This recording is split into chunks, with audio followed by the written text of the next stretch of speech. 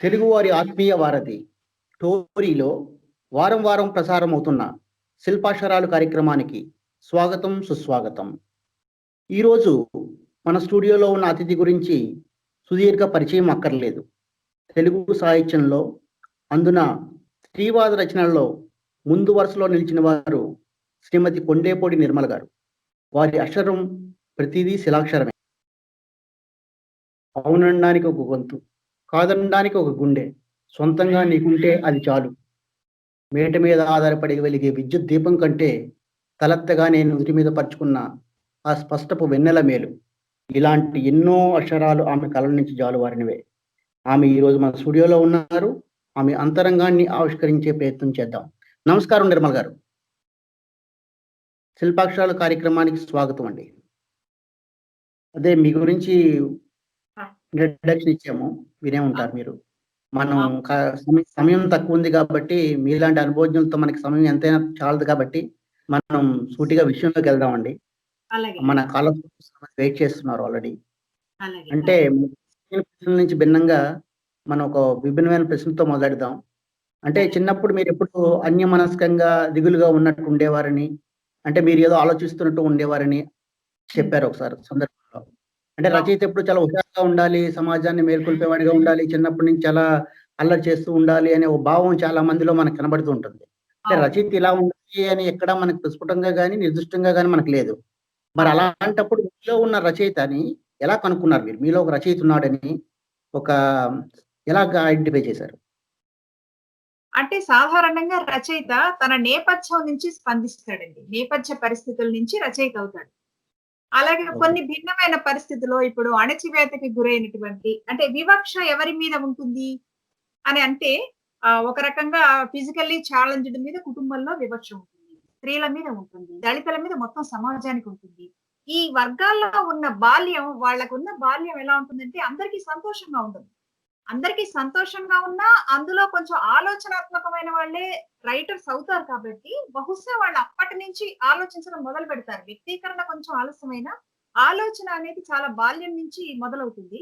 నాకు కూడా అలాగే మొదలైంది. అంటే మీరు మొదటి కథతో ప్రారంభించారని మీరు చెప్పారు కదండి మీ రచనని? మొదటి కథే రాశాను. మువ్వ మూగబోయింది కథ రాశాను. అంటే మువ్వు మోగపోయిందంటే మీరు అదే ఫస్ట్ మొదటి కథ ఏ లైన్‌లో, అంటే ఏ జోనర్‌లో మీరు అదే స్త్రీవాదం నుంచే మొదలెట్టారండి? లేకపోతే దాని వెనకాల ఏమైనా సూక్ష్మంగా ఏమైనా చెప్తారా దాని గురించి?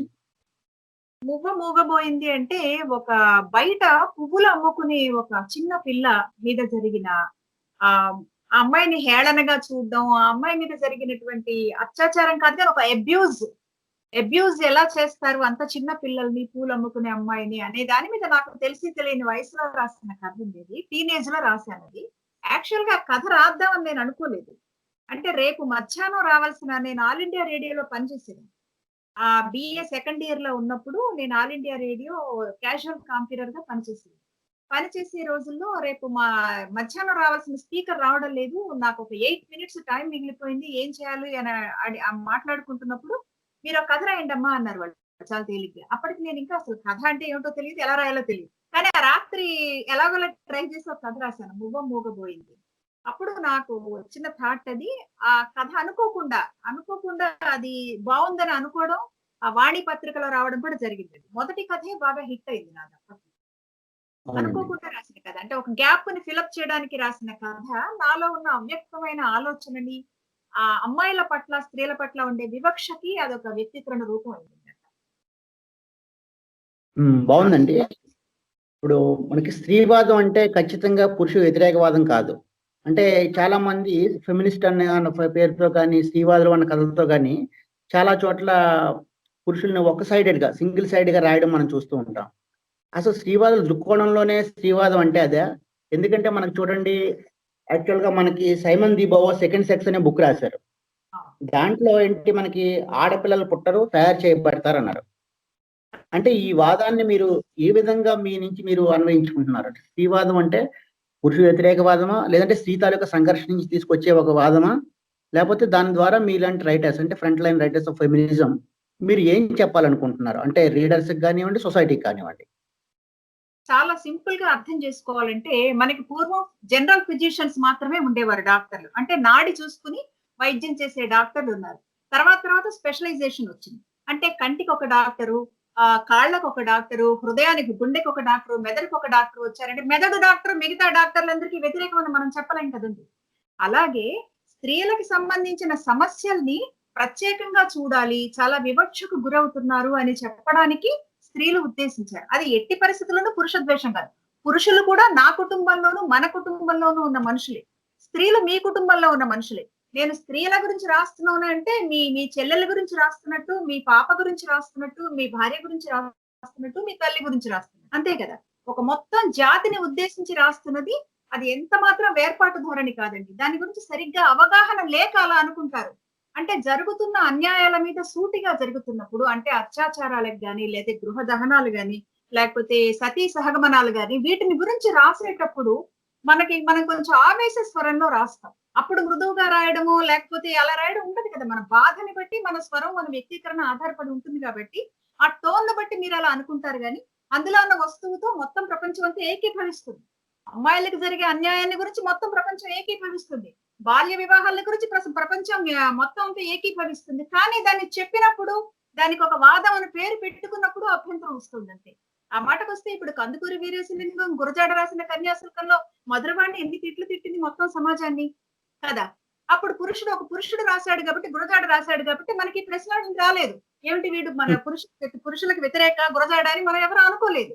కానీ స్త్రీలు రాసినప్పుడు అనుకుంటున్నారు. అది నేను మాట్లాడుతున్నాను. అంతే.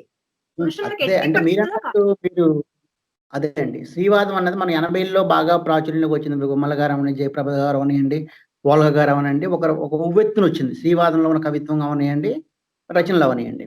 తర్వాత మళ్ళీ అంటే ఆ రోజుల్లోనే యాక్చువల్‌గా చట్టాలు కూడా చాలా చట్టాలు గృహహింస ఇవన్నీ చట్టాలు కూడా 80, 90 దశకాల్లోనే ప్రారంభించారు. అంటే అప్పటి నుంచి చూస్తే ఇప్పుడు కూడా ఈవెన్ ఈ రోజు కూడా స్త్రీ మీద అత్యాచారాలు అనేక రకాల గందరగోళాలు జరుగుతూనే ఉన్నాయి. అంటే అప్పుడు సాహిత్యం అంతలా వచ్చినట్టుగా ఇప్పుడు కూడా వస్తుందంటున్నారా? లేదా తగ్గిందంటారా అప్పుడు? అంటే ఏ సాహిత్యం అయినా గాని ఒక 10 ఏళ్ల పాటు కొత్త వస్తువుల్ని తీసుకొచ్చి ఒక షాక్‌కు గురి చేస్తుంది. కొత్తల్లో బాగా ఎక్కువ అబ్జర్వ్ చేస్తారు. దాన్ని చాలా ప్రశ్నించడానికి చూస్తారు. దాన్ని నిరోధించడానికి చూస్తారు. ఏ కొత్త వేవైనా సరే, ఏదైనా సరే, ఏ వాదమైనా సరే కొత్తల్లో వచ్చినప్పుడు దాన్ని భయంగా చూడడం మొదలుపెడతారు. ఎవరైనా వెంటనే యాక్సెప్ట్ చేసే పరిస్థితిలో మన సమాజం గాని, కుటుంబం గాని, మనుషులు గాని ఉండరు కదా! కాబట్టి అప్పుడు ఎక్కువ పట్టించుకున్నారు. ఇప్పుడు కూడా రాస్తున్నారు. కాకపోతే అప్పుడు ఉన్న సమస్యల్లో కొన్ని ఇప్పుడు లేవు. అప్పటి మాతో కంపేర్ చేస్తే ఒక కవిత రాస్తే అది ఏమైపోతుందో ఆ 4 లైన్స్ తీసేస్తే బావుండు అని కొన్ని పత్రికలు అనుకున్న సమయంలో చాలా సంకోచించి, అనుమానించి ఇది రోజుల తరబడి, నెలల తరబడి అట్టిపెట్టి ప్రచురించే రోజుల నుంచి ఇవాల్టి రోజున చాలా సాధారణంగా దాన్ని తీసుకోవడం, అచ్చువేయడము, దాన్ని అంగీకరించే దశకి మన సమాజం ఒక రకంగా వచ్చింది. స్త్రీల సమస్యలను అంగీకరించే సమస్యలు మనకొచ్చినప్పుడు ఇప్పుడు అన్నీ సాధారణంగానే కనిపిస్తాయి. స్త్రీలు రాసిన రచనలు ఏది రాసినా సాధారణంగానే కనిపిస్తుంది. ఇంటర్నల్ ఆర్గాన్స్ గురించి రాసినప్పుడు కూడా ఇవాళ సాధారణంగానే తీసుకునే మనుషులున్నారు మనకి. ఇప్పుడు షాకింగ్‌గా ఎవరు తీసుకోరు. అప్పుడు నేను లేబర్ రూమ్ రాసినప్పుడు తీసుకుంటే, ఇప్పుడు లేబర్ రూమ్ రాస్తే ఎవరు తీసుకుంటారు? ఎవరు తీసుకోరు. ఇవాల్టి రోజున మీరు ఇంటర్నెట్‌లోనే ఎక్కడైనా చూసి ఒక లేబర్ డెలివరీని మీరు లైవ్‌గా కూడా చూడొచ్చు. అంటే మన టెక్నాలజీ పరంగా మనం ఎక్కువ ఫోకస్ అవుతున్నాం అన్ని విషయాలకి. కాబట్టి ఈ స్త్రీవాదం విస్తరించిందని నేను అంటాను. ఉద్ధృతి తగ్గింది అని నేను ఎప్పటికీ ఒప్పుకోనండి. విస్తరించింది.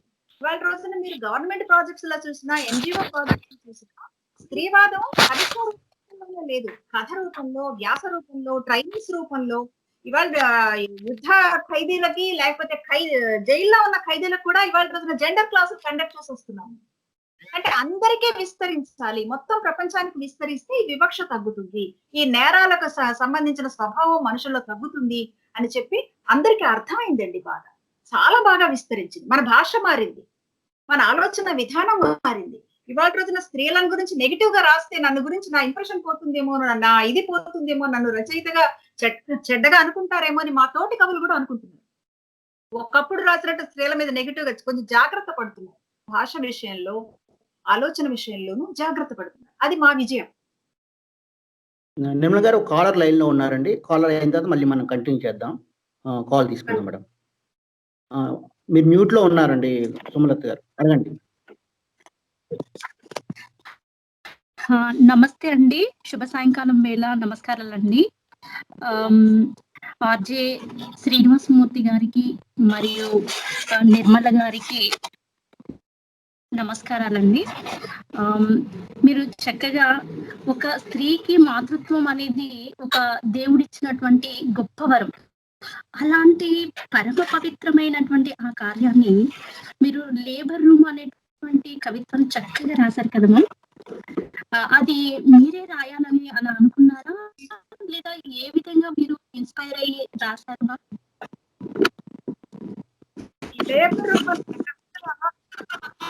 చాలా నేపథ్యం ఉంటుంది. అంటే నేను చాలా చూసిన సంఘటనలు ఉన్నాయి. పక్కన హాస్పిటల్‌లో తల్లులు నొప్పులు పడుతుంటే వినిపిస్తోందండి నా వాయిస్? వినిపిస్తుంది మ్యామ్. హాస్పిటల్‌లో తల్లులు నొప్పులు పడుతుంటే ఆడపిల్ల మగపిల్లాడు పుడుతుందని కలుపు దగ్గర నుంచి కుటుంబాలు ఆలోచిస్తున్న పరిస్థితుల్లో ఆ తల్లికి ఎలా ఉంటుంది? ఆడపిల్లలకైనా మగపిల్లాడికైనా ఒకే రకం నొప్పులు పడాలి. ఒకే రకమైన తల్లితనం, ఒకే రకమైన బిడ్డతనం ఉంటుంది. పుట్టుకతోనే వాళ్ళిద్దరి రక్త ప్రసరణలో కానీ, ఆ కెవ్వుమని ఏడవడంలో గానీ, డెలివరీ అయ్యే విధానాలన్నీ ఏమీ తేడా లేదు కదా! ఒక అమ్మాయికి, ఒక అబ్బాయికి. అలాగే తల్లి మోస్తున్న ఎంతకాలం తల్లే ఆ అమ్మాయినైనా, అబ్బాయినైనా అన్ని కాలాలు మోస్తుంది. తర్వాత ఆడపిల్ల పుడితే తక్కువగా చూడడం. మాతృత్వం నిజంగా అంత గొప్పదే అయితే, పిల్లలు మగ పిల్లలు పుట్టిన తల్లులకు ఒక గౌరవం, ఆడపిల్లలు పుట్టిన తల్లులకు ఒక గౌరవం ఉండకూడదు కదా!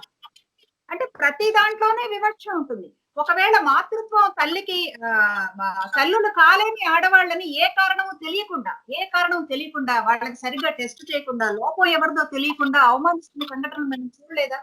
ఎన్ని చూసి మళ్ళీ మళ్ళీ పెళ్లిళ్ళు చేసుకుంటారు కదా చాలా మంది. ఈ విషయాలన్నీ కలిపినప్పుడు ఈ మాతృత్వం అనేది మనకు ఒక బర్డెన్ లాగాను. బర్డెన్ ఇన్ ద సెన్స్ బిడ్డను కనడం మనకి బర్డెన్ కాదు. ఆ బిడ్డని కంటున్న ప్రాసెస్ మన చుట్టూ ఉన్న వాతావరణంలో ఉన్నటువంటి వివక్ష, మన మీద ఉన్న అదుపు, అణచివేత, దాని గురించి చాలా ఆవేదనగా, బాధగా రాసిన పోయం అండి లేబర్ రూమ్ అనేది. ఎంత కష్టపడతాం లేబర్ ను గురించి ఎంత గొప్పగా మాతృత్వం చెప్తావు కదా! కానీ ఆ సమయంలో నేను ఎంత కష్టపడతాను. చివరికి ఆ పేరు నీ ఇంటి పేరు వస్తుంది. బిడ్డ స్కూల్‌కి వెళ్లి ప్రోగ్రెస్ కార్డ్ తండ్రి చేతిలో పెడతాడు. తల్లికి ఏమి ఇంపార్టెన్స్ ఉండదు. సేవలకి మాత్రమే ఇంపార్టెన్స్ ఉంది. మళ్ళా అక్కడ నా కొడుకు అని తండ్రే కదా విర్రవీగేది. ఈ అన్నిటిలో ఉన్న వివక్ష గురించి రాయడం లేబర్ రూమ్ కాన్వాస్ గా తీసుకుంటున్నాను. ధన్యవాదాలు మ్యామ్. చక్కగా చెప్పారు. మేడం యాక్చువల్‌గా లేబర్ రూమ్ డిస్కషన్ వచ్చింది కాబట్టి మీకు ఇక్కడ ఒక విషయం చెప్పాలి మేడం. మీకు కూడా తెలిసి ఉండొచ్చు. మీ లేబర్ రూమ్ కవితకి చాలా గొప్ప గౌరవం దక్కింది. ఎందుకంటే తెలుగు విశ్వవిద్యాలయంలో స్నాతకోత్తర కోర్స్‌కి అంటే ఒక ఎంఏ స్థాయిలో పోస్ట్ గ్రాడ్యుయేషన్‌కి మీ దాన్ని ఒక సిలబస్‌గా వాళ్ళు పెట్టారు. అంటే అది ఒక రచయితకి నిజంగా చాలా ఒక గౌరవం చెప్పాలంటే ఎందుకంటే దాని మీద మీకు చాలా రకమైన శిల్పపరమైన సమస్యలని లేదంటే రకరకాల విమర్శలు వచ్చినప్పటికీ కూడా అది ఒక సిలబస్‌లో చోటు చేసుకుంది. మీరు ఆ సందర్భంలో ఎదుర్కొన్న సమస్యలేంటి? అంటే భాషాపరంగా అవనండి, శిల్పపరంగా అవనియండి. మీరు ఎలా ఫేస్ చేశారు వాటిని? అవునండి. నేను లేబర్ రూమ్ కవిత రాస్తున్నప్పుడు చాలా సమయం తీసుకున్నాను. ఎందుకంటే ఎలా రాయాలి? డెలివరీ పెయిన్స్ గురించి ఎలా రాయాలి? మామూలుగా అందరూ కావ్యాల్లో స్త్రీల శరీరాన్ని పట్టుకుని ఎలా పెడితే అలా రాస్తారు కదా! ఒక వాస్తవాన్ని గురించి రాస్తున్నప్పుడు శరీర అవయవాల్లో ముఖ్యంగా ఇంటర్నల్ ఆర్గాన్స్ పడుతున్న బాధని గురించి నేను ఎంత మృదువుగా, ఎంత కన్వే చేయగలగాలి? జనాలకి అందులో ఉన్న నెగటివిటీ గాని, అశ్లీలం కానీ లేకుండా ఎలా రాయాలి అనేది నేను చాలా ఆలోచించి రాశాను.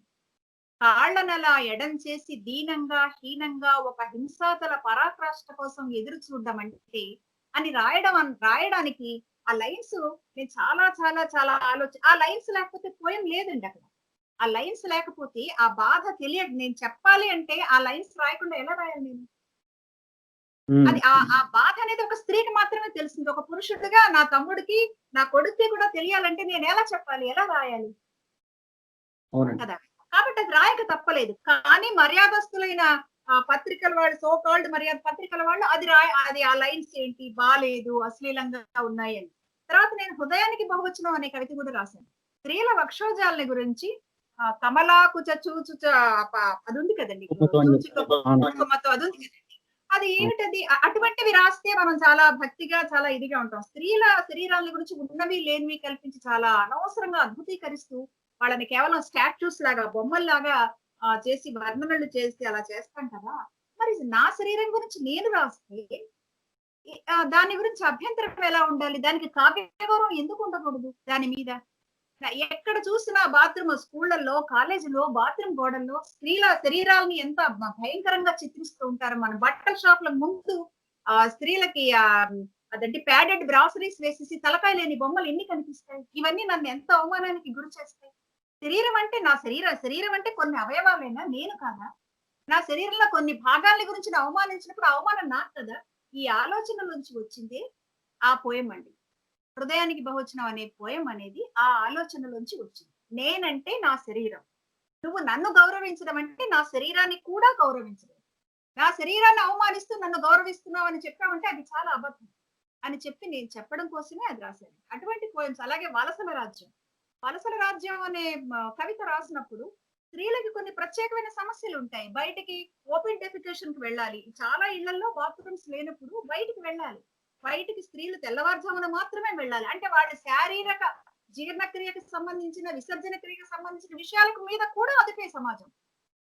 తెల్లవారుజామున చెంబును పట్టుకుని ఆడవాళ్ళు అందరూ ఇళ్లలోకి ఇంటి నుంచి బయటికి వెడుతున్నప్పుడు వాళ్ళు మెన్స్ట్రువల్ టైంలో ఉండొచ్చు, బాలింతరాళ్ళై ఉండొచ్చు, కాన్పుకు ముందు ఉన్న స్థితిలో ఉండొచ్చు, వృద్ధురాళ్ళై ఉండొచ్చు, చిన్న పిల్లలై ఉండొచ్చు. ఎన్ని స్థితుల్లో ఆడవాళ్ళు అంత అవమానాలకి గురై వెళ్తారు. అక్కడ పాములు కరిచి చచ్చిపోయిన వాళ్ళు, తేళ్లు కుట్టి చచ్చిపోయిన వాళ్ళు, అత్యాచారాలకు గురవుతున్న వాళ్ళు, అక్కడ తర్వాత అపహరణకు గురవుతున్న వాళ్ళు ఎంతమంది ఉన్నారు.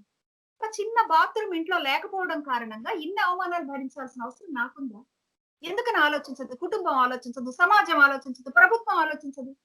ఇప్పుడు దానికోసం వాటర్ అండ్ శానిటేషన్ ప్రాజెక్ట్ లో అవన్నీ వచ్చాయి. దాంట్లో నేను పని కూడా చేశాను. దాని మీద రాసింది వలసల రాజ్యం. ఆ వలసల రాజ్యాన్ని కూడా నాకు ఎలా అర్థం చేయించాలి? నా శరీరాన్ని గురించి రాయకుండా, శరీరం పడుతున్న బాధ లేకుండా నేను ఎలా మీకు అర్థమయ్యేట్టు రాయగలిగాను? ఆ వేదనలోంచి వచ్చింది వలసల రాజ్యం. అవునండి. మనం ఇప్పుడు మీరు కొంతకాలం క్రితం బాబాలు, మూఢనమ్మకాల గురించి ఒక సదస్సు నిర్వహించారు. తర్వాత కాలంలో కూడా ఈ బాబాలు విస్తరించారు. అంటే అనేక రకమైన మంది బాబాలు, అనేక రకమైన నమ్మకాలు ప్రజల్లో తీసుకెళ్లారు. అంటే మీరప్పుడు నిర్వహించిన దాని వల్ల గాని, తర్వాత ఈ రకరకాలుగా వస్తున్న సాహిత్యం వల్ల గాని, ఏమైనా ఫలితాన్ని రాబట్టగలిగారా అండి దీని మీద ఏమైనా? దాని మీద తక్షణ ఫలితాలు ఉండవండి. ఎందుకంటే 5% కూడా హేతుబద్ధంగా ఆలోచించే వాళ్ళు లేని సమాజంలో 95% అతే కొట్టుకుపోతున్న సమాజంలో ఫలితాల్ని అంత అర్జెంట్ గా మనం ఆశించలేం. ఇప్పుడు రోజు రోజుకి బాబాలు పెరిగిపోతున్నారు. మనుషులు నమ్ముతూనే ఉన్నారు. అది జరుగుతోంది. సంతకం సాహిత్య వేదిక ద్వారా నేను కొన్ని చర్చలు నిర్వహించాను. అందులో భాగం దొంగ బాబాలు ఇవి. స్త్రీలు ఎందుకు ఎక్కువగా భక్తులైపోతున్నారు, భక్తురాళ్ళైపోతున్నారు? ఎందుకలా? దేవుళ్ళని నమ్మడం అనేది వ్యక్తిగత విశ్వాసం అనుకుందాం. నేను హేతుబద్ధంగా ఉన్నాను కాబట్టి అందరిని అలా ఉండమని నేను చెప్పలేదు.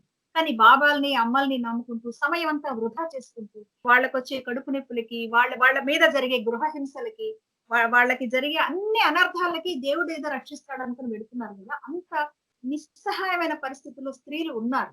కాబట్టే ఎవరిని నమ్మాలో కూడా అర్థం కాదు. నేను ప్రభుత్వాన్ని నమ్మలేను, భర్తతో చెప్పలేను, పక్కింటి వాళ్ళతో చెప్పలేను. నాకు చట్టాలు లేనప్పుడు నేనేం చేస్తానండి? దేవుడినే నమ్ముకుంటాను. తాయెత్తు కట్టుకుంటాను, మొహాన్ని విభూది రాసుకుంటాను. ఆ పరిస్థితుల్లో స్త్రీలు ఉన్నారు. దాని గురించి మాట్లాడుకోవడానికి మేము అప్పుడు వేదిక. స్త్రీలు వెరీ, వెరీ వల్నరబుల్ గా ఎందుకుంటున్నారు? ఎక్కువ మంది ఎందుకుంటున్నారు? ఈ భక్తి అనే మూఢభక్తులు ఎందుకుంటున్నారు? అని చెప్పడం కోసం అప్పుడు మేము ఆ వేదిక నిర్వహించాం. బావుందండి. అట్‌లీస్ట్ కొన్ని కార్యక్రమాల వల్లనే సొసైటీ మీద ఏమైనా ఇంపాక్ట్ ఉండగలిగితే, మీరు చేసిన ప్రయత్నాలు కూడా సఫలమైనట్టే. ఎందుకంటే సాహిత్యం కేవలం ఏదో పుస్తకాలకి రాసుకోవడమే కాదు, సమాజాన్ని ఎంతవరకు మార్చగలవో రైట్ వేలో, రైట్ డైరెక్షన్‌లో ఎంతవరకు దాన్ని తీసుకెళ్ళగలిగితే, మీలాంటి వాళ్ళందరూ చేస్తున్న కృషి మనకి సక్ విజయవంతం అయినట్టే కదండీ! అవునండి. మీరు రైట్ ఫ్రమ్ ది జర్నలిస్ట్ నుంచి ఒక కంపరర్‌గా, రచయిత్రిగా రకరకాల బహుముఖంగా పాత్రలు పోషించారు. అంటే అనేక రకాల గవర్నమెంట్ వాటిలో కూడా పనిచేశారు. సో, మనిషికి మీకంటూ హృదయానికి ఒక పాత్ర దగ్గరవుతుంది. అంటే నేను ఓహో! జర్నలిస్ట్‌గా నేను చాలా బాగున్నాను. లేదా రచయిత్రిగానే నేను చాలా కంఫర్టబుల్‌గా ఉన్నాను. లేదా నేను కంపరర్‌గా చక్కని వ్యాఖ్యాత్రికగా చక్కగా చేశానను, కార్యక్రమాలు చేశాను. అని మీ వరకు మీరు నిర్ణయించుకోమంటే మీకు దేనికి ఎక్కువ బాగా మీరు దగ్గరవుతారు? అంటే ఏ పాత్రలో నేను ఐడెంటిఫై అవుతానంటే నాకు అన్ని ఇష్టమే. కానీ కవయిత్రిగా ఎక్కువ ఐడెంటిఫై అవుతాను. అంటే హృదయానికి దగ్గరగా ఉన్న వ్యావృత్తి కాబట్టి ఆహ్, హ్మ్. కవిని తర్వాతే మిగతా అన్నీ నేను అని నాకనిపిస్తుంది. అంతేలెండి. అంటే ఆటోమేటిక్‌గా మీకు 2 రకాలుగా కూడా అది కరెక్ట్ అవ్వచ్చు. ఎందుకంటే ఒకటి మీరు రచయిత్రిగానే పాఠకులకి ఎక్కువ చేరువయ్యారు. ఈవెన్ జర్నలిస్ట్‌గా, కంపేరర్‌గా కంటా కూడా మీ వరకు కూడా మీ హృదయానికి కూడా అది దగ్గరగా ఉండడంలో దాని మీద ఎక్కువగా మీకు మీ అవును. కృషి అవనియండి, మీ తాలూకు ఫలితం అవనియండి వచ్చుండొచ్చు. ఎందుకంటే నేను రచనల కారణంగానే నేను చేసిన వృత్తులన్నిటికి న్యాయం చేయగలిగాను.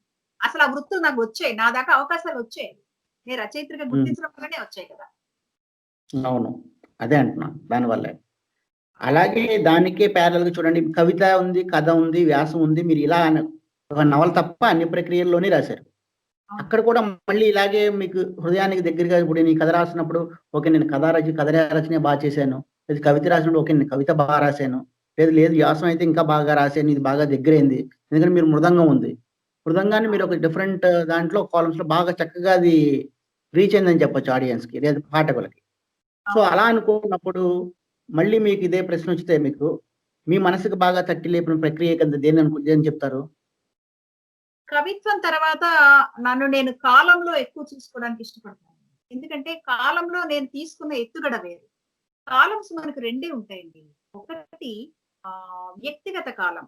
అంటే ఆత్మకథ రాసే కాలం. పర్సనల్ కాలం లేదా పొలిటికల్ కాలం. ఈ పొలిటికల్ హ్మ్. కాలము పెద్ద ఇంట్రెస్ట్‌గా చదవరు. మామూలు రీడర్స్‌ని దృష్టిలో పెట్టుకొని రాసిందే నేను కాలం. మామూలుగా అసలు వాళ్ళు రచయితలు కాకుండా రోజు పేపర్ చదివే వాళ్ళని కూడా చదివింప చేసే ఇదిలో కాలం రాయాలి అనుకున్నాను. అలా హ్మ్. అనుకున్నప్పుడు ఉత్త వార్తల్లాగా ఉండకూడదు. అది కొంత పర్సనల్ అయితే ఎక్కువ ఇష్టపడతారు. నేను అని మొదలెట్టింది ఎప్పుడు కూడా ఎక్కువ మందిలోకి వెళ్తుంది. నేనిలా మొదలుపెట్టాను. కాబట్టి నా వ్యక్తిగత జీవితంలోంచి ఒక సంఘటన తీసుకొని దాన్ని రాజకీయంగా ఎట్లా ఉంటుంది? దాని దాని ఫలితం ఎట్లా ఉంటుంది? అని చెప్పి దాన్ని మెల్లి మెల్లిగా డీల్ చేసుకుంటూ రాజకీయంలోకి వెళ్ళానన్నమాట. ఇంట్రెస్ట్ క్రియేట్ చేయడం కోసం మాత్రమే నేను వ్యక్తిగతంలో నుంచి రాజకీయంలోకి ప్రయాణించి ఆ క్యాన్వాస్ కొద్దిగా విశాలం చేసుకొని రాసిన కాలమ్స్. దానికోసం నేను ఆహ్, చాలా పరిశోధన చేయాలి. ప్రతి కాలంకి నేను చాలా చదువుతాను.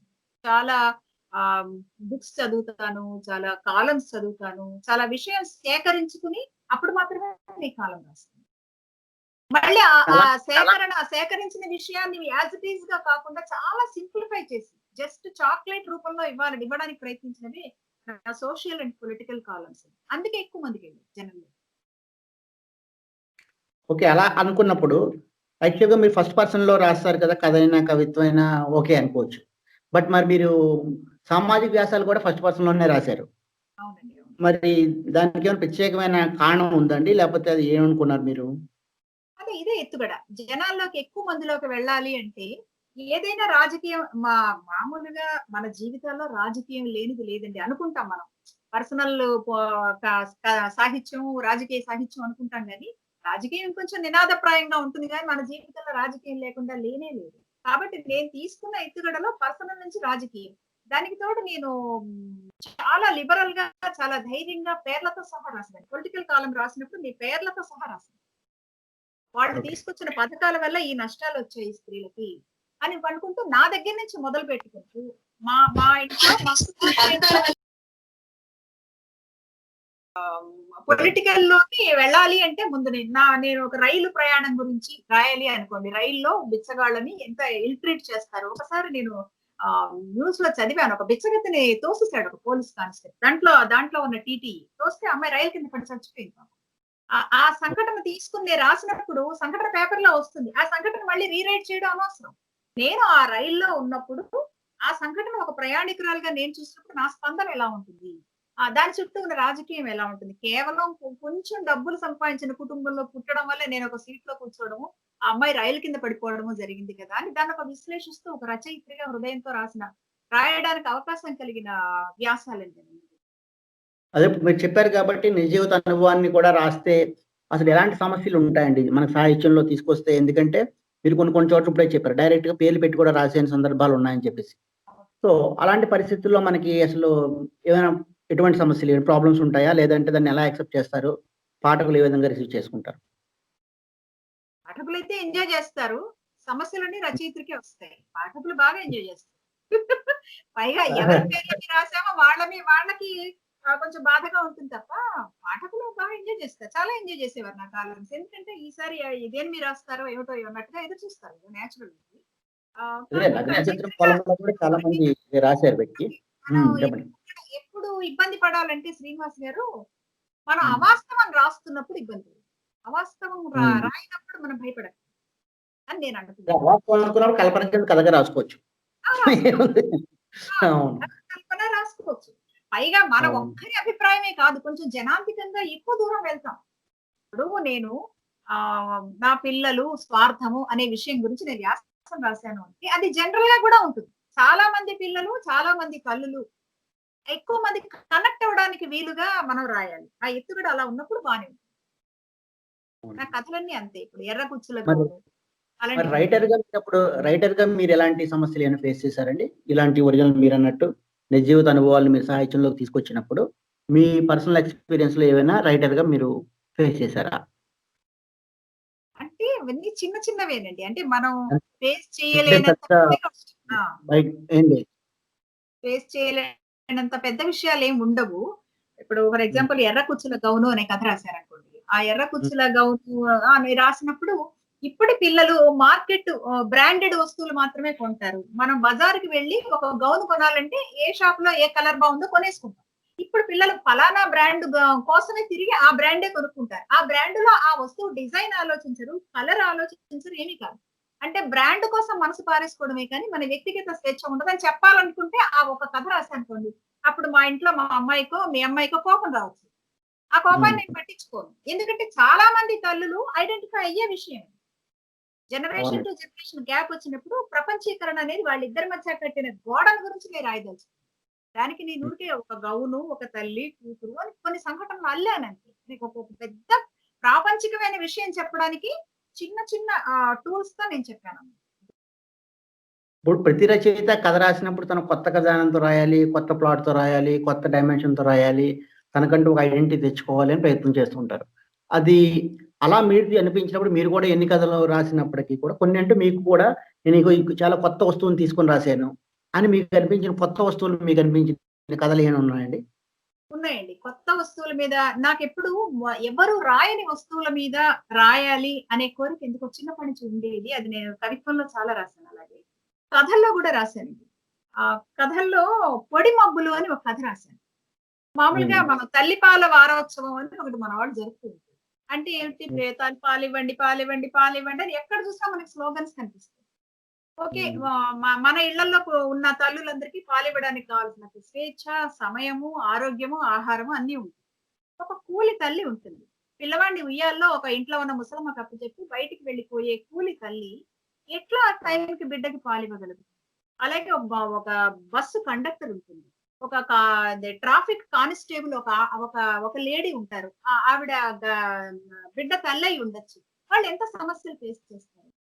దాని బదులు వాళ్ళకసలు డ్రెస్సింగ్ వాళ్ళకి బాత్రూమ్సే లేవండి. నేను జర్నలిస్ట్‌గా పనిచేస్తున్నప్పుడు ఆర్‌టీసీ బస్ కండక్టర్స్‌ని చేసినప్పుడు మాకు డ్రెస్ చేంజ్ చేసుకునే ఆ అవకాశమే లేదమ్మా అని చెప్పారు. బాత్రూమ్ లేదట వాళ్ళకి. ఓకే. అటువంటి పరిస్థితుల్లో మన ఆడవాళ్ళు చాలా రోజుల కోసం మాకు ప్రత్యేకమైన బాత్రూమ్‌లు కావాలని అడుగుతున్నాంగా మేము. పురుషుల బాత్రూమ్‌లుంటాయి. స్త్రీలకు బాత్రూమ్‌కెళ్ళే అవసరం ఉంటదో ఏమో చాలా రోజుల పాటు అడుక్కున్నాం గదండీ. బాత్రూమ్ కావాలి, హ్మ్. బాత్రూమ్ కావాలి ఎన్నాళ్ళు అడుక్కున్నాము స్త్రీలకి ప్రత్యేక మరుగుదొడ్లు కావాలని. స్టాఫ్ తక్కువగా ఉంటారు గనక వాళ్ళకి బాత్రూమ్‌లు అక్కర్లేదు. హ్మ్. పురుషుల బాత్రూమ్‌లోకెళ్ళడానికి ఎట్లా ఉంటుంది? వాళ్ళ వాళ్ళ వాళ్ళ శరీర నిర్మాణం వాళ్ళకి అనుకూలం వీళ్ళది వేరు కదండీ. అది అర్థం చేసుకోరా సెన్సిటివ్ విషయాలు. అవి ఎవరు అవును. రాయాలి? నేను కాకపోతే ఎవరికి తెలుస్తుంది ఆ సమస్య? ఒక స్త్రీకి నాకు తెలుస్తుంది. లేకపోతే మీ అక్కకి తెలుస్తుంది. ఇంకో తల్లికి తెలుస్తుంది తప్ప ఎవరికి తెలుస్తుంది? మగవాళ్ళకి ఎలా అర్థం అవుతుంది? ఎలా అర్థం చేయించాలి ఈ విషయాన్ని? అవునండి. ఇది ఇందులో ఈ పురుష ఈ ద్వేషం పాయింట్ ఈ ఎక్కడొస్తుంది? పాయింట్ హ్మ్. ఈ పాయింటొచ్చింది కాబట్టి ఇక్కడ ఒక ప్రశ్న అడుగుతాను మీకు. అంటే మీరు మొట్టమొదటి కథ రాసినప్పుడే ఈ ఒక అది దీపావళి కథల పోటీలకి రాసుకున్నప్పుడు అది బాపు గారి బొమ్మకి మీరు కథ రాసారని చెప్పారు కదా! అప్పుడు మీ కథ బాగున్నా సరే వేరే ఇంకొక రచయిత కథని ప్రచురించినప్పుడు అంటే ఒక వివక్ష ఉంది మహిళ పట్ల, స్త్రీ పట్ల ఉంది. అంతకన్నా పెద్ద రచయిత ఎవరైనా వస్తే కథ బాగుండడం కంట మనిషి తాలూకు సీనియారిటీని బట్టి అవ్వచ్చు, గౌరవాన్ని బట్టి అవ్వచ్చు, వాళ్ళకున్న పరిచయాలను బట్టి అవ్వచ్చు ప్రచురించే నేచర్ అప్పుడు నుంచి ఇప్పటి వరకు ఉందంటారా? ఇప్పుడు తగ్గిందంటారా? ఇప్పుడు లేదంటారా? ఇప్పుడు కొంచెం తగ్గించి ఉండొచ్చు. అప్పుడు ఎట్లా ఉండేవంటే మహిళల పేజీలు, మహిళల పుస్తకాలు, మహిళల పత్రికలు అట్లా ఉండేవి గదా! ఆ పేజీ ఆ ఒక పేజో, 2 పేజీలకు మాత్రమే మేము రాయాలి. అంటే ఆ పేజీలకు కూడా కేటాయించబడిన వస్తువులు ఎట్లా ఉండాలి? వడియాలు ఎలా పెట్టవలను? సవరాలు ఎలా కట్టవలను? లేకపోతే లిప్‌స్టిక్‌లు, హెయిర్ స్టైల్స్ అవి రాయమనేవారు మమ్మల్ని. హ్మ్. నేనేమో స్కూల్ ఆఫ్ ఆ తాపీ ధర్మారావు పుస్తకాలు చదువుకుని, చలం పుస్తకాలు చదువుకుని, స్వేచ్ఛ, మానవత్వం, హక్కులు వీటిని గురించి చదువుకున్న ఉన్న మనిషి అవి ఆ పేజీలు రాయాలంటే విరక్తిగా ఉంటుంది కదా! దానికోసం ఫైటింగ్ చేయాల్సొచ్చేది. వాళ్ళకెలాగా ఈవిడ ఏమిటసలు వచ్చిన దగ్గర నుంచి ఎక్కడికొచ్చినా ఫైటింగ్స్ చేస్తుంది ఏమిటి అన్నట్టు కనిపిస్తుంది చూసేవాళ్ళకి.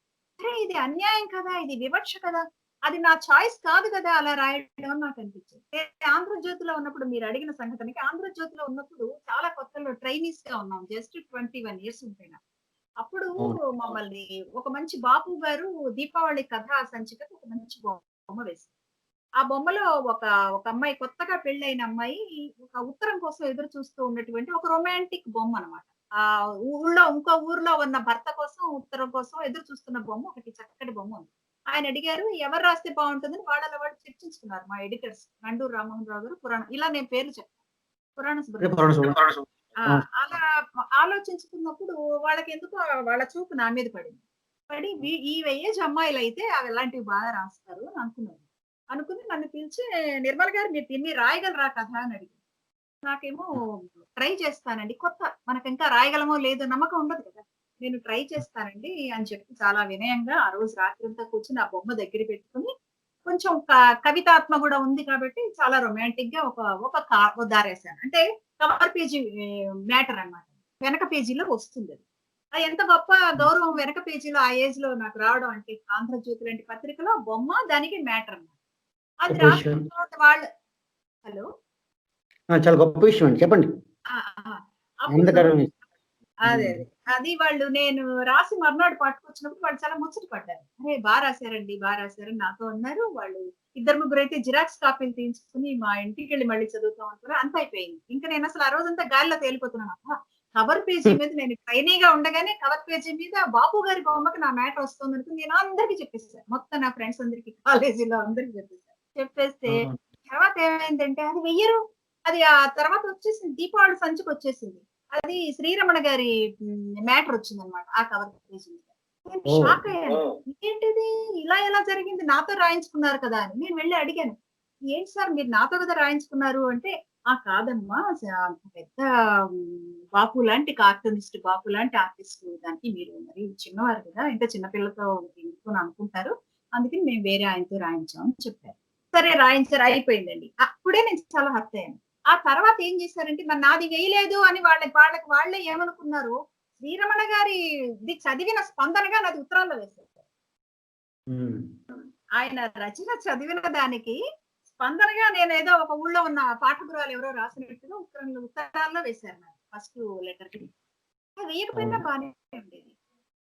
ఆ! నాకు అదే అంటున్నాను. ఆ చాలా వివక్ష ఇంకా ఉందంటారా? తగ్గిందంటారా? ఆ వివక్ష లేదా? ఇప్పుడు నాకిప్పుడు మీరన్నట్టు మరి వివక్ష నేను దీంట్లో చూసినప్పుడు కూడా చూసేదాన్నండి నేను. చాలా ఉంది వివక్ష. నేను హుహు. జర్నలిజంలో పనిచేసిన అన్నాళ్ళు నేను వివక్ష ఫేస్ చేస్తూనే ఉన్నాను. కాకపోతే ఫైట్ చేస్తూ ఉంటాం. ఎవరో కాస్త మంచి ఎడిటర్ అయితే మనల్ని పట్టించుకుంటారు. అవన్నీ వేరే విషయాలు కానీ, ఎంతో ఫైట్ హ్మ్. చేసి సాధించాలి. ప్రతిదానికి దెబ్బలాడుకుంటూ, అరుచుకుంటూ, నోరు పారేసుకుంటూ, నేను తినే అన్నాన్ని, నేను చేసే ఉద్యోగాన్ని అడుక్కుంటూ ఏంటో ఇదిలా ఉంటుందండి ఇదంతా ఈ సమాజం. హ్మ్. అప్పుడు అందుకే శ్రీవాదం అంటే మెయిన్ కాన్సెప్ట్ ఆఫ్ శ్రీవాదం చేసే యుద్ధం ఏంటి? అంటే మనం మీ భాషలో చెప్పాలంటే శ్రీవాదం దేనికోసం అసలు ఈ వాదం ప్రత్యేకించి ఒక వాదం బయలుదేరింది. ఒక దిగంబర కవిత్వం అవనియండి, రకరకాల ఫ్రాన్స్ కవిత్వం అవని, విప్లవ కవిత్వం అవనియండి. ఒక భావం ఉంది. ఒక పెద్ద పద్ధతి ఉంది.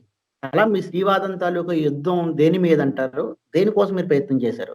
మీ సాహిత్యం కంటే ఎంటైర్ మీ శ్రీవాద రచయితలందరూ. మామూలుగా మనందరికీ కూడా లింగ వివక్ష లేకుండా, కుల, మత ప్రాధాన్యతలు ఏం లేకుండా మానవ హక్కులు, ప్రాధాన్యతలు అన్నీ ఉన్నాయి. కానీ స్త్రీలకు ఉన్నటువంటి స్త్రీల మీద ఆపాదించబడినవి కొన్నుంటాయి. అంటే గృహిణీత్వం, ఉత్తమ గృహిణీత్వం, ఉత్తమ స్త్రీత్వం, అలాగే మాతృత్వం వీటన్నిటి వల్ల తర్వాత కొన్ని సామెతలున్నాయి. ఇదేంటి హ్మ్, నోట్లో నువ్వు ఉద్యోగ గింజల ప్రశ్న. చాలా ఉన్నాయి హ్మ్. కదండీ. ఇదేంటి అవును. కొప్పు ఏదో 3 కొప్పులు ఒక చోట ఇమడవు. ఇవన్నీ కూడా ఇక్కడ వీటి హ్మ్. వెనక ఉన్న రాజకీయాన్ని అర్థం చేస్తే నన్ను ఈ ప్రాథమిక హక్కులకి దూరంగా జరపడానికి పనికొస్తాయి. హ్మ్. కాబట్టి మేము ముందుగా యుద్ధం చేయాల్సిందేమిటి? మీ మీ సామెతలు, మీ సంస్కృతి ఇవన్నీ కూడా నన్ను మనిషిగా నిలబడనివ్వడం లేదు అని నేను హ్మ్. ఏ చీర కట్టుకోవాలి? నా జుట్టు నేను ఎలా దువ్వుకోవాలి? నేను ఎలా నడవాలి? ఎలా చూడాలి? ఎలా నవ్వాలి? అని నువ్వే నిర్ణయిస్తే మరి నాకేం స్వేచ్ఛ ఉన్నట్టు? మనం ఎన్ని హక్కులు ఏం మాట్లాడుకుంటున్నాము కదా. ఉమ్. అప్పుడు ఇవన్నీ అలాంటప్పుడే ఒక విమర్శ కూడా వస్తుంది కదండి. అలాంటప్పుడే మీరు ప్రపంచ సమస్యలు పట్టవని చెప్పేసి కూడా శ్రీవాస సమస్యలే చర్చిస్తారు. వేరే అదొక్కటే సమస్యలు లేవు కదా దేశంలోని, మిగతా వాటి మీద కూడా మీరు న్యూట్రల్ జెండర్ గా రాయొచ్చు కదా అని ఒక అభిప్రాయం కూడా ప్రజల్లో గాని, పాఠకుల్లో గాని, అందరిలోని కూడా విమర్శకుల్లో గాని రావచ్చు. అప్పుడు మీరు దానికి ఏ విధంగా చెప్తానంటారు? తప్పకుండా అండి. ముందు నేను నా కట్లు విప్పుకోవాలి కదా. నన్ను మీరు కట్టి పడేసినప్పుడు ముందు నేను నా కట్ల గురించి మాట్లాడతాను. ఆ తర్వాత నా చెప్పులు ఎక్కడ ఉంటాయో వెతుక్కుంటాను. తర్వాత రోడ్డు మీదకి బయటకొస్తాను. అప్పుడు కదా నేను రోడ్డు మీద నా సమస్యల్ని పట్టించుకోవాలి. కాబట్టి ముందు నేను నా సమస్యల గురించి మాట్లాడిన తర్వాత సమాజం గురించి మాట్లాడగలుగుతాను. బయటికి రావాలిగా ముందు నేను ఇంట్లోంచి. సమాజం గురించి మాట్లాడగలుగుతాను. ప్రపంచంలోకొస్తాను. విమానాల గురించి మాట్లాడతాను. అంతరిక్షాన్ని గురించి మాట్లాడతాను. పర్యావరణం గురించి మాట్లాడతాను. అవన్నీ ఇప్పుడు మాట్లాడుతున్నాను. స్త్రీవాదం సమస్య ఇప్పుడు హక్కుల మీద, తర్వాత వాళ్ళ శరీరం మీద, వాళ్ళ మనసు మీద ఉన్న ఆధిపత్యం ఏదైతే ఉందో దాని గురించి ప్రశ్నిస్తూ, ఇప్పుడు ఈ సంపదలో నేను కూడా భాగస్వామిని. నా సర్వీస్ కూడా ఈ దేశానికి చాలా అవసరం. నా తెలివితేటలు, నా సర్వీసు, నా కృషి ఇవన్నీ కూడా చాలా అవసరం. నేను నీతో పాటు సమానంగా నడుస్తాను. నేను చెబుతున్నాను, నడుస్తున్నాను. ఇంకా గుర్తించడం లేదు. ఇప్పుడు నీకు నచ్చట్లేదు నేను ఇలా నడవటం. అందుకే నా మీద నువ్వు అఘాయిత్యాలు చేస్తున్నావు. రకరకాల మాటలు మాట్లాడుతున్నావు. అసలు ఈ ఫెమినిజం ఇక్కడిది కాదు అంటున్నావు. ఎక్కడి నుంచో దిగుమతి వచ్చిందని చెబుతున్నావు. నేను నన్ను గురించి నేను మాట్లాడుకుంటే ఎక్కడో ఏం జరుగుతుందో నాకెలా తెలుస్తుంది? ఇవన్నీ కూడా మేము మాట్లాడుతున్న విషయాలు. ఇప్పుడు మీకు చాలా అవార్డులు వచ్చాయి కదండి. మీకు ఫ్రంట్ ఫ్లేవర్స్ అవార్డు ఇవన్నీ రకరకాల అవార్డులు వచ్చాయి. అంటే ఇంకా మంచి అవార్డులు రావాల్సిందే ప్రభుత్వం నుంచి కానీ ప్రోత్సాహకరంగా ఉంటుంది. ఎందుకంటే ఒక రచయితకి ఒక ప్రోత్సాహకం అనేది ఒక రివార్డ్ లాగండి, అవార్డు అనేది గుర్తింపు. అలా మీరు తీసుకున్నప్పుడు మీకు కాలమ్స్ కి Laadli media best gender sensitive award వచ్చింది. సో దానికంటూ మీరేంటి స్పెసిఫికేషన్ ప్రత్యేకత ఏముందండి ఈ అవార్డుకి? జెండర్ సెన్సిటైజేషన్ అవార్డు అంటే నేను చాలా ఎక్కువ సమస్యల గురించి తీసుకుని రాయడం అండి. అంటే అప్పట్లో 6 ఏళ్ల పాటు నేను రాశాను. 6 ఏళ్ల పాటు ప్రతి తక్షణ సమస్య మిగతా వాళ్ళకంటే నేను ముందు రాయాలి. నేను ప్రత్యేకంగా రాయాలి. నేనే అదేంటి కొత్త వస్తువుల గురించి రాయాలి అని ఒక పట్టుదలతో నేను రాసేదాన్ని. దానికోసం కృషి చేసేదాన్ని, రాసేదాన్ని. అప్పుడు కూడా ఉద్యోగం చేసేదాన్ని. చేస్తూనే నైట్ అంతా కూర్చొని నేను రాసుకునేదాన్ని. ఆ రాసుకోవడం వల్ల అది మామూలుగానే వ్యక్తీకరణలో కొంత శక్తి అది నేను సంపాదించుకోగలిగాను గనుక ఎక్కువ మందికి వెళ్ళాయి. పైగా నేను రాసేవి చాలా సరళంగా ఉండేవి. నేను కవిని అయినా కూడా నేను రాసే కాలమ్స్ చాలా సరళంగా, చాలా మా అమ్మకి, మీ అమ్మకి ఇంకా పెద్దవాళ్ళకి కూడా అర్థమయ్యేలాగా ఉంటాయి కాబట్టి ఎక్కువ మందికి వెళ్ళాయి. కాబట్టి ఒక రకమైన సెన్సిటైజేషన్ చేయడానికి నా వ్యాసాలు పనికొస్తాయని వాళ్ళు అనుకున్నారు. ఈ వ్యాసాలన్నీ. కాబట్టి ఆ జెండర్ సెన్సిటైజేషన్ అవార్డు నాకు వచ్చింది. తర్వాత మీరు అడిగిన దానికి ఇంకొకటి నేను చెప్తానండి. చెప్పండి. ఇప్పుడు మామూలుగా చాలా మంది పురుష ద్వేషం అవి ఇవి అంటారు కదండి. కానీ నేను పురుషుల సమస్యల మీద కూడా స్పెసిఫిక్ గా కొన్ని రాశాను. అవి ఏంటో తెలుసా? చెప్తాను. ఎచ్చటికి పోతావి ఈ రాత్రి అని ఒక కథ రాశాను. మామూలుగా కాలేజీ పిల్లల మీద ప్రేమ పేరు ఐ లవ్ యూ అని గులాబ్ పువ్వు పట్టుకుని వస్తాడు. ఆ గులాబ్ పువ్వు ఆవిడ తీసుకోకపోతే మర్నాడు యాసిడ్ పోస్తాడు. ఇది మనకి జరుగుతూ ఉన్నది. గులాబీని చూడగానే యాసిడ్ సీసాను చూసినట్టు అనిపిస్తుంది ఇప్పుడు అమ్మాయిలకి. అంత భయం వేస్తుంది. అటువంటి పరిస్థితుల్లో సాధారణంగా అందరం మనం బాధితురాలు కుటుంబం ఇవన్నీ మాట్లాడుతాం. కానీ ఆ నేరస్తుడు కూడా ఒక కుటుంబం ఉంటుంది. ఆ నేరస్తుడి ఇంట్లో అమ్మాయిలు ఉంటారు. ఆ నేరస్తుడికి తల్లి తండ్రి ఉంటారు. వాళ్ళ పరిస్థితి ఎట్లా ఉంటుంది? ఒక అబ్బాయి పెంపకం వల్ల గాని ఏ కారణం ఒక అబ్బాయి నేరస్తుడైతే ఆ కుటుంబం ఎన్ని రకాలుగా తల్లడిల్లిపోతుంది. ఇంట్లోంచి రాళ్ళేసి కొడుతుంటే అందరూ ఎలా పారిపోతుంది అని చెప్పడానికి నేను రాసిన కథ ఎచ్చటికి పోతావి రాత్రి. నా రెండో కథా సంపుటి పేరే అది. అవునండి. శత్రుస్పర్శ ఒకటి, ఎత్తిపోతావే రాత్రి 2009లో రాశారు. బాగా వెళ్ళింది. అలాగే 3 ముళ్ళు ఒక హృదయం అని రాశాను. ఎయిడ్స్ మీద అప్పట్లో 2000 ఇయర్ లో ఎయిడ్స్ గురించి చాలా ప్రచారం జరిగింది కదా. అప్పుడు కథండి 3 ముళ్ళు ఒక హృదయం. ఎయిడ్స్ పేషెంట్స్ వాళ్ళు ఎలా ఉంటాయి, వాళ్ళ మానవ సంబంధాలు ఎంత ధ్వంసం అయిపోతాయి. ఒక ఇంట్లో ఒక ఎయిడ్స్ వచ్చిందంటే ఆ మనిషి ఇప్పుడు కరోనా లాగానే అప్పుడు ఎయిడ్స్ కల భయపడింది. ఆ మనిషిని ముట్టుకోకూడదు, ఆ మనిషితో ఎటువంటి ఇది ఉండకూడదు. చాలా సోషల్ టాబూస్ ఉండేవి అప్పట్లో. కరోనా లాగానే కరోనా ఇంకా భయంకర రాసిన కథ 3 ముళ్ళు ఒక హృదయం. అటువంటివి అంటే ఎవరు రాయని సబ్జెక్ట్స్ రాయడానికి మీరు ప్రయత్నించండి. అవునండి. ఇప్పుడు ఎలాగైతే మీకు ఇలా రాసారో 'సందిగ్ధ సంధ్యావని', 'నడిచే గాయాలోని', 'బాధాసప్త' అనేది మల్టీనేషనల్ ముద్దు రాసి 20 సంవత్సరాలయింది. అంటే కవితా సంకలనంగా మీరు వెలువరించి. అంటే ఈ మధ్య కాలంలో మీరు మళ్ళీ మధ్యలో కవితలు రాసుండొచ్చు. అంటే ఇంత 20 సంవత్సరాలు లాంగ్ గ్యాప్ ఎందుకు తీసుకున్నారు? అంటే కవితలు సంకలనం ఏమైనా ఈ మధ్య వచ్చేదేమైనా ఉందా? లేపోతే దానికి కొంచెం విరామం ఇచ్చారంటారా? లేదండి. మల్టీనేషనల్ ముద్దు తర్వాత 'నివురు' వచ్చింది. హుహు. 'నివురు' అని ఇంకో కవితా సంకలనం వచ్చిందండి. తర్వాత ఈ 'నివురు'తో కూడా కలిపి ఇంకా అచ్చు కానివి అదే ఐ మీన్ పుస్తకంగా రానివి మొత్తంగా 'నిర్మల కవిత్వం' అని ఒకటొచ్చింది. అంటే హ్మ్. నేను రాస్తూనే ఉన్నాను. ఇంకా రావాల్సినవి చాలా ఉన్నాయి. ఇంకో పుస్తకం రావాల్సినన్ని కవితలు ఇప్పుడు నా దగ్గర ఉన్నాయి. 30 పోయెమ్స్ దాకా ఉన్నాయి. ఇంకా రావాలి పుస్తకం. ఏముందండి మీకు తెలియందేముంది రచయితలు వేసుకోవాలంటే వాళ్ళ చేతులు వాళ్ళు కాల్చుకోవాలి. అవును. ఈ చేతులు కాల్చుకోవడానికి కావాల్సిన వనరులు సమకూర్చుకున్నాక అవును. నేను వేసుకున్నాను. ఆవిడ ఆ ప్రక్రియలోకి దిగొచ్చు. అవును. అంటే ఇప్పుడు యాక్చువల్‌గా మీరిన్ని ప్రక్రియల్లో రాసారు. మీకంటూ ఒక స్థానాన్ని సంపాదించుకున్నారు. మీకంటూ ఒక ఇదిగా ఉన్నారు. మీ మీద ఒక ఇన్‌ఫ్లూయెన్స్ చేసిన అంటే లేదా మీ అభిమాన రచయితలు గాని, మీరు 17 ఏళ్ళకే ఇంచుమించుగా చలాన్ గారిని చదివారు, శేషాద్రి శర్మ గారిని చదివారు, శ్రీశ్రీ గారిని చదివారు. అందరూ ఆ రోజున్న మహారచయితలు అందరిని చదివారు. మీకంటూ ఇన్‌ఫ్లూయెన్స్ చేసి ఇగో ఈయన నా అభిమాన రచయిత లేకపోతే ఈయన నా రచయిత్రి. వీళ్ళని నేను వల్ల ఇన్‌ఫ్లూయెన్స్ అయ్యాను అని చెప్పగలిగిన వాళ్ళు ఎవరైనా ఉన్నారండి? కథల విషయంలో మామూలుగా చలము, రంగనాయకమ్మ గారు వీళ్ళందరితో పాటుగా నన్ను బాగా ఇన్‌ఫ్లూయెన్స్ చేసింది. అంటే శైలి పరంగా శైలి, శిల్పము నాకు చాలా ఇష్టంగా అనిపించేది 'కలువ కొలను సదానందం.' చిత్తూరులో ఓకే. ఉంటారాయన. ఓకే. ఇటీవల చనిపోయారు గూడాను. ఆయన ఓకే. 'నవ్వే పెదవులు ఏడ్చే కళ్ళు' అనుకుంటా ఇఫ్ ఐ యామ్ రైట్. ఒక పుస్తకం. ఆ పుస్తకం ఎన్ని వందల సార్లు చదివానంటే అది ముందు వెనక అట్టలు ఊడిపోయి, నలిగిపోయి ఉంటుంది. ఆ పుస్తకం చదివా. చాలా ఇష్టంగా ఉండేది ఆ పుస్తకం. ఆహ్, హ్మ్. అలాగే 'మాలతి చెందూరు' వీళ్ళందరివి చదివాను. చదివేదాన్ని. ఆ 'కలువకొండ సదానంద' అంటే నాకు చాలా ఇష్టం. ఆయన శైలి అంటే చాలా ఇష్టం. హ్మ్. ఆహ్, నేను కొత్త మహిళా కొత్తగా రాసి ఆ ఇన్‌ఫ్లూయెన్స్ కూడా ఉండేది. హుహు. మహిళా రచయితల్లో అండి? అంటే ఇప్పుడు ఈ రోజున సమకాలీన రచయితల్లో ఎవరు రాస్తున్నారు? ఎలా రాస్తున్నారు అని చెప్పాలంటే మీకు ఎవరు ఈ మధ్య కాలంలో రాస్తున్న నూతన రచయితలు లేదా వర్ధమాన రచయితలంటే ఎవరు చెప్తారు? రాస్తున్న వాళ్ళలో పి. సత్యవతి నచ్చుతారు నాకు. పి. సత్యవతి శైలి అది నచ్చుతుంది. అలాగే సి. సుజాత చక్కగా రాస్తుంది. జలంధర, కె. రామలక్ష్మి గారి ఆ యారోగెంట్ పెన్ అంటే నాకు చాలా ఇష్టం. అంటే ఐ మీన్ ముక్కుకు సూటిగా రాసే ఆ విధానం అవన్నీ కూడా చాలా ఇష్టం. అంటే వీళ్ళందరూ కూడా సీనియర్ తరం రచయితల్లోకే వస్తారు కదా! జలంధర్ గారు గానియండి, అదే రామలక్ష్మి గారు, వీళ్ళంతా సత్యవతి గారు అవనియండి. అంటే ఇప్పుడొస్తున్న యంగ్ ప్రెజెంట్ రైటర్స్ కూడా చాలా ఈరోజు ఎందుకంటే సోషల్ మాధ్యమం, సాంఘిక మాధ్యమం బాగా వచ్చిన తర్వాత రచన విస్తృతి పెరిగింది. వాసి ఎలా ఉన్నా రాసి కాగా వాసి పెరిగింది. ఒక విధంగా చెప్పాలంటే. అంటే ప్రస్తుతం కూడా పాఠకుడు కూడా ఇంతకు ముందులాగా చదవడానికి ఇష్టపడటం లేని సందర్భాలు కూడా ఉన్నాయి. ఎందుకంటే అనేక రకాల ఎంటర్‌టైన్‌మెంట్ మీడియమ్స్ వచ్చాయి.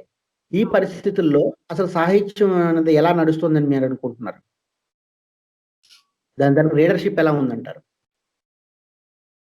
తమాషా ఏంటంటే సాహిత్యంలో చదివే వాళ్ళకన్నా రాసే వాళ్ళ సంఖ్య ఎక్కువ పెరిగింది. హ్మ్. ఆ! అంటే చదివే వాళ్ళు ఎందుకో అంతమంది లేరు. మనం రూపం మార్చాలేమో అనిపిస్తుంది. కాగితాల మీద ఎవరు చదవడానికి ఇష్టపడతలేదు. హ్మ్. దానికి కూడా కంప్యూటర్ రూపంలో రూపం రావాలేమో అనిపిస్తది. కాబట్టి ఇప్పుడు మేము కథలు వినిపిస్తున్నాంగా. కథలు మీరు చదవద్దు మేము చదువుతాం వినండి. అని ఇప్పుడు ఆడియోస్ వస్తున్నాయి. బుక్ ఆడియోస్ అవునండి. వస్తున్నాయి. ఆడియోస్ వస్తున్నాయి. హ్మ్. నేను ఇంకో హ్మ్. కొంచెం ఒక అడుగు ముందుకేసి నేను ఈ మధ్య కొత్తగా ఏం ప్రయోగాలు చేస్తున్నానంటే కవిత్వాన్ని అది డిజిటల్ అవును. రూపంలోకి అదే మీరు అడగబోయే ప్రశ్న. అదే నేనొక ప్రశ్న చెప్పండి. పర్వాలేదు. హ్మ్. ఆ కవిత్వాన్ని డిజిటల్ రూపంలోకి రావడానికి నేను ఒక ప్రయత్నం చేస్తున్నాను. అంటే ఇప్పుడు మీరు రాసిన కవిత్వంలోంచి నాకు నచ్చిన ఒక 4, 5 లైన్స్ తీసుకొని దాన్ని బొమ్మ చేస్తాను. అంటే హ్మ్. గ్రాఫిక్స్, ఫోటోషాప్, డబుల్ ఎక్స్‌పోజర్ ఇలాంటి టూల్స్ కొన్ని వాడుకుంటూ ఇదంతా నేను నేర్చుకుంటూ చేస్తున్న పని. ఇందులో నేను ఎక్స్‌పర్ట్‌ని కాదు. ఇంతకుముందు తెలీదు. అలా హ్మ్. చేస్తున్న దానికి బాగా జనంలోకి బాగా వెళ్ళింది. కవులంతా బాగా సంతోషించారు. జనాలకు కూడా. ఈ మధ్య నేను కాలేజీలకి వెళ్ళి ఇవి హ్మ్. చూపిస్తూ ఉండడం వల్ల బాగా అర్థమవుతోంది. అంటే ఒక అవును. కవిత్వాన్ని అక్షర రూపంలో కాకుండా బొమ్మ రూపంలో, దృశ్య రూపంలో చూసినప్పుడు చాలా సూటిగా ఉంటుంది. హ్మ్. ఇందులో ఏముందో చెప్పండి. ఈ లైన్స్‌కి ఈ బొమ్మ ఎలా మ్యాచ్ అయిందో చెప్పండి అని నేను పిల్లల్ని అడిగినప్పుడు చక్కగా చెప్తున్నారు. లేదా ఉమ్. తెలుసుకోవడానికి ట్రై చేస్తున్నారు చెప్పలేకపోతే. అది అవునండి. నేను బాగా ఎంజాయ్ చేస్తున్నాను. వాళ్ళకి చెప్తున్న ప్రాసెస్. అదే అది మా శ్రోతలకి ఎలా చూడాలి? అసలు దాని తాలూకా మీరు చెప్పారు కదా! డిజిటైజ్ చేస్తున్న పోయెట్రీని. మీ పోయెట్రీనే కాకుండా మీరు విచిత్రంగా ఏంటంటే అందరి పోయెట్రీని కూడా ఎంకరేజ్ చేస్తున్నారు. అంటే అవును. మిమ్మల్ని ఇన్‌స్పైర్ చేసిన అవును. రచయితలు అవ్వనియండి, వాళ్ళ దాన్ని కూడా మీరు పోయెటిక్‌గా మీకెందుకంటే మీకు చిన్నప్పటి నుంచి చెప్పినట్టు చిత్రలేఖనం మీద మీకు అభినివేశం ఉండడం, ఆ పరివేశం వల్ల మీరు దాన్ని కంప్యూటరైజ్ చేసి చూపించడం. ఎందుకంటే మారుతున్న కాలానికి అనుగుణంగా మన తాలూకు సాహిత్యాన్ని కూడా కొత్త మార్పులు, కొత్త చేర్పులతో సాంకేతికంగా అభివృద్ధి చేస్తూ ముందుకు తీసుకెళ్లవలసిన అవసరం చాలా మంది రచయితల మీద ఉంది. సో, ఆ ప్రయత్నాన్ని మీరు ప్రారంభించారు. అవును. ఎందుకంటే ప్రారంభించిన వాళ్ళలో మీరు కూడా ముందు వరుసలో ఉన్నారు కాబట్టి, అది రేపొద్దున్న మా పాఠకులు, శ్రోతలు ఎవరైనా చూడాలి అంటే, వాళ్ళు ఏ విధంగా దాన్ని చూడాలి? మీరు ఏ విధంగా దాన్ని పొందుపరుస్తున్నారు? ఎక్కడ దాన్ని చూడాలంటే ఎలా చూడాలి? అది మా వాళ్ళకి కొంచెం చెప్పండి. అదే. అదే. ఇప్పుడు నా ఫేస్‌బుక్‌లో ఉన్నాయండి. నేను అవన్నీ కలిపి ఒక రూపం తీసుకురాలేదు కానీ, ఎప్పటికప్పుడు ఫేస్‌బుక్‌లో 'నిర్మలా కొండేపూడి' అని మీరు గనక నా ఫేస్‌బుక్‌లోకి వెళ్లి చూస్తే మొత్తం వరుసగా కనిపిస్తాయండి. నేను చేసినవన్నీ గూడా. ఎందుకంటే 120 దాకా ఉన్నాయి. అవి నేను ఎలా చేయాలో మరి ఈ బుక్‌గా తీసుకురావాలో లేదు. లేదా ఇప్పుడు ఈ వీడియోతో పాటు మన మాటలతో వాటిని జోడిస్తూ మీరు తర్వాత యూట్యూబ్‌లో పెట్టేటప్పుడు చేసినా కూడా బావుండొచ్చు. ఆహా! అవునండి. ఇలా చేయొచ్చు. సాహిత్యాన్ని కూడా ఇలా చెప్పొచ్చు. మీరన్నట్టు ఒక కవితుంది. కవితను ఒక పొయిటిక్‌గా బొమ్మ ద్వారా చెబితే మీరన్న దృశ్య మాధ్యమం ద్వారా కొంత గుర్తుంటుంది, ఆకర్షిస్తుంది. ఇప్పుడు ఏమీ అవును. లేని రోజుల్లోనే 'లేబర్ రూమ్' చాలా వరకు పాఠకుల్లోకి రీచ్ అయిపోయింది. అవును. అన్న ప్రతీది కూడా గాఢంగా, తీవ్రంగా స్పందించాలి అంటే ఈరోజు రీడర్‌షిప్ తగ్గింది కాబట్టి, ఇలాంటి మాధ్యమాన్ని కూడా ఉపయోగించుకొని దాన్ని చేరువ చేయొచ్చు పాఠకుడికి. అవునండి. అవును. అంతే కదండీ! మీ ఉద్దేశ్యం కూడా అదే కదా! నా ఉద్దేశం కూడా అదే. నలుగురిలోకి వెళ్ళాలి. అందరి కవిత్వం తెలుగులో ఇంత బలమైన కవిత్వం వస్తోంది. నాట్ ఓన్లీ మీ. చాలా మంది అదే. కలిసి ఒక పెద్ద బరువు ఎత్తుతున్నాం. అది ఆ జ్యోతి పైకి వెళ్ళాలి. ఎక్కువ మందికి కనిపించాలి అనే ప్రయత్నంలో చేస్తున్న పనులండి. మీరదే మరి ఆ కోణంలోనే మీరిప్పుడు తర్వాత తరాల్లో రాబోయే వర్ధమాన భవిష్యత్ రచయితలకు కానీ, రచయితలకు అవునండి. వాళ్ళకి ఏ విధంగా మీరింత ఎక్స్‌పీరియన్స్ ఉంది. 4 కవితా సంపుటాలేసారు. 40 సంవత్సరాల నుంచి కవిత్వంతో, సాహిత్యంతో మీరు ప్రయాణం చేస్తున్నారు. వాళ్ళని ఏ విధంగా మీరు ఎంకరేజ్ చేస్తారు? ఎలా ప్రోత్సహిస్తున్నారు? ప్రోత్సహించడానికి మీరు ఎలాంటి సలహాలు, సూచనలిచ్చి వాళ్ళతో మీరు ఏ విధమైన కార్యక్రమాలు చేస్తున్నారు? నేను సంతకం సాహిత్య వేదిక ద్వారా కొత్త కవుల్ని, రచయితల్ని పిలిచి ఒక వస్తువు అనేక కోణాలు అనే హెడ్డింగ్ తోటి ఏం చేస్తున్నానంటే ఒక వస్తువు అనుకుంటాం. ఒక రాత్రి అనే వస్తువు ఉందనుకోండి. ఒక రాత్రి అనే వస్తువు ఒక రాత్రి మనకి ఇంట్లో డాబా నుంచి చూస్తే ఎలా ఉంటుంది? ఒక ఆస్పత్రి కిటికీలోంచి చూస్తే ఎలా ఉంటుంది? ఒక శ్మశానంలో ఎలా ఉంటుంది? అంతరిక్షంలో మీరు విమానంలో వెడుతూ ఒక రాత్రిని చూస్తే ఎలా ఉంటుంది? ఇన్ని వస్తువులు ఇచ్చేసి ఎవరికేది నచ్చితే అని రాయండి అని చెప్పి. రాత్రి అని వస్తువు ఇచ్చి వదిలేస్తాం. ఎన్ని రకాలుగా వస్తాయో తెలుసా? ఒక్క రాత్రి మీద 20 రకాలు వస్తాయి. ఒకసారి కలిసానండి. అలా అలా వరసగా చేసుకుంటూ వచ్చాను. సో, దానివల్ల కాంట్రిబ్యూషన్ పెరిగింది. ఒక వస్తువు మీద రకరకాలుగా రాయడం అనేది రకరకాలుగా ఆలోచించడం, రకరకాల కోణాల్లో వ్యక్తీకరణ పెరగడం కదా! అటువంటి ప్రయోగాలన్నీ నేను కొత్త కవులతో చాలా చేశాను. ఈ ఈ నిజాం కాలేజీ వాళ్ళు కవితా పోటీలవి పెట్టినప్పుడు నన్ను పిలుస్తూ ఉంటారన్నమాట. పిలిచి వీళ్ళని ఎంకరేజ్ చేయండి. వీళ్ళకేమైనా సలహాలివ్వండి అంటున్నప్పుడు నేను వెళ్లి వాళ్ళతో చెప్తూ ఉంటాను. చాలా ఎంజాయ్ చేస్తూ ఉంటారు వాళ్ళు. నేను ఇంకా ఎక్కువ నేర్చుకుంటాను అవన్నీ. వాళ్ళు ఎంత బా రాస్తున్నారు. అంటే వ్యక్తీకరణ మాత్రమే రాదు. వాళ్ళకి చాలా చక్కటి సరుకుంటుంది వాళ్ళ బుర్రలో. కొద్దిగా మనం ప్రోత్సాహం ఇస్తే చాలు వాళ్ళు అద్భుతాలు సృష్టిస్తారని నాకు అనిపిస్తుంది. చాలా బాగా చేస్తారు. తర్వాత థీమాటిక్ పోయెట్రీ దాన్నే ఇంకొంచెం ముందుకు తీసుకెళ్తూ ఏం చేశానంటే థీమాటిక్ పోయెట్రీ చేసాం. అవి కూడా యూట్యూబ్‌లో చాలా ఉన్నాయండి. 10 వరకు చేసాం వీడియోస్. ఓకే. అదేంటంటే ఇప్పుడు ఒక పోయెమ్ మీరు రాస్తారు. చివరి లైన్‌తో ఇంకొకళ్ళు మొదలు పెడతారు. అంటే పోయెమ్‌కి మధ్య అవును. డైలాగ్ కూడా ఉంటుంది. బావుంది. అవును. ప్రక్రియ 5 బావుంది. కవుల మధ్య డైలాగ్ ఉంటుందన్నమాట. మీరేదో చెప్తారనుకోండి. రాత్రి ఇలా ఇలా బాధగా ఉంది, దిగులుగా ఉంది అని మీరేదో ఒకటి చెప్పారనుకోండి. మీకు దిగులుగా హ్మ్. ఉందా? మరి నాకెందుకో ఇలా సంతోషంగా ఉంది. ఈ కారణాల వల్ల ఇలా ఉంది అంటే నేను చెప్తానన్నమాట. అంటే మిమ్మల్ని విభేదిస్తూనే నేను ఇంకో కోణం చూపిస్తాను. హ్మ్. పాఠకుడికి. ఇట్లా ఒక డైలాగ్ టు డైలాగు కవిత్వానికి కవిత ఒక డైలాగ్‌తో ఉన్నది ఒక ప్రయోగం చేశాను. ఓకే. థీమాటిక్ పోయెట్రీ అని అది కూడా మీకు యూట్యూబ్‌లో చూస్తే దొరుకుతుంది. ఓకే. ఇప్పుడు మీరు ఇప్పటి వరకు ఎన్ని కథలు రాసుంటారండి టోటల్‌గా మొత్తం? నా లెక్క పెట్టలేదు. 2 పుస్తకాలొచ్చాయి. 'శత్రుస్పర్శ' ఆ! అనేది ఒకటి. అదే 'ఎచ్చటికి చూస్తావి రాత్రి' అనేది ఒకటొచ్చింది.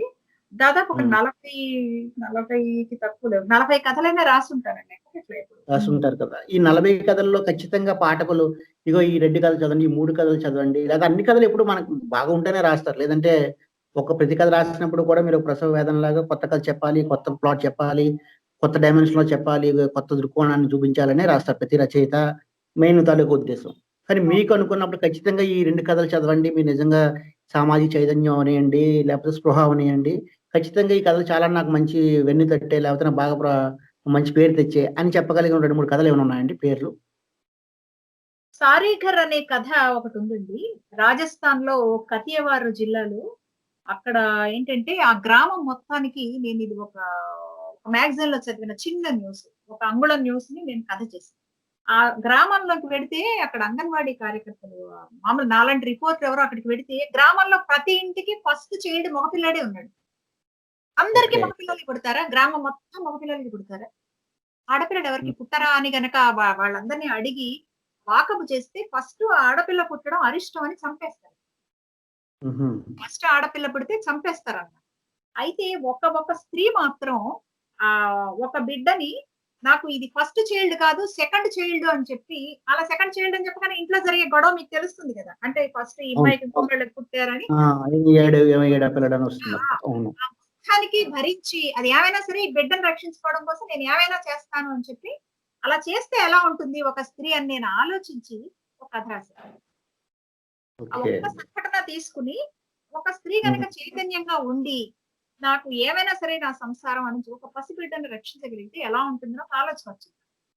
వచ్చి దాన్ని అవును. కథ రాశాను. అది ఇప్పుడు 100 కథలు బెస్ట్ 100 స్టోరీస్ వచ్చాయట. ఎప్పటి నుంచి గురజాడ దగ్గర నుంచి ఇక్కడ నిర్మల దాకా ఆలోచిస్తే 100 హ్మ్. స్టోరీస్‌లో నా కథ కూడా ఉందండి. అది మొన్న ఈ మధ్య ఓకే. విహారి గారు అది ట్రాన్స్‌లేట్ అయింది. అది కూడా ఓకే. మన నవడూరు మూర్తి గారు ట్రాన్స్‌లేట్ చేశారు. ఓకే. చాలా సంతోషం నిర్మల్ గారు. ఎందుకంటే మీరింత సమయాన్ని వెచ్చించి మా శ్రోతలందరికీ చాలా చక్కని విషయాలు తెలియజేశారు. మీ జీవితానుభవాలు సంక్షిప్తంగా, క్లుప్తంగా చక్కగా చెప్పారు. ఇలా మాకు మీతో ఇంకా చాలా సేపు గడపాలనుంది. కాపోతే మనకు సమయం అయింది. నెక్స్ట్ కార్యక్రమం ఉంది కాబట్టి, మరొకసారి మీ దారి యొక్క కవితల్లో గాని, కథలతో గాని మరి ఎక్స్‌క్లూజివ్‌గా కార్యక్రమం చేద్దాం. మీ సహాయ సహకారాలతోటి.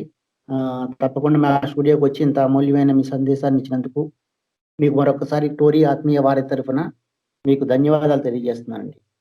నమస్కారం. ధన్యవాదాలండి శ్రీనివాస్ గారు. నాకు కూడా చాలా సంతోషంగా ఉంది. ఒక్కసారి మళ్ళీ గతంలోకి, వర్తమానంలోకి వెళ్ళి మళ్ళీ వచ్చినట్టుంది. అలాగే మీ వాళ్ళందరితో మాట్లాడుతున్నట్టుగా ఉంది. చాలా సంతోషం అండి. కార్యక్రమానికి వచ్చి నన్ను ప్రశ్నలడిగి, నాది అంత ఓపికగా విని, నన్ను అభినందించడానికి వచ్చిన మీ అందరికీ కృతజ్ఞతలండి. నమస్కారం మేడం. ధన్యవాదాలు. నమస్కారం.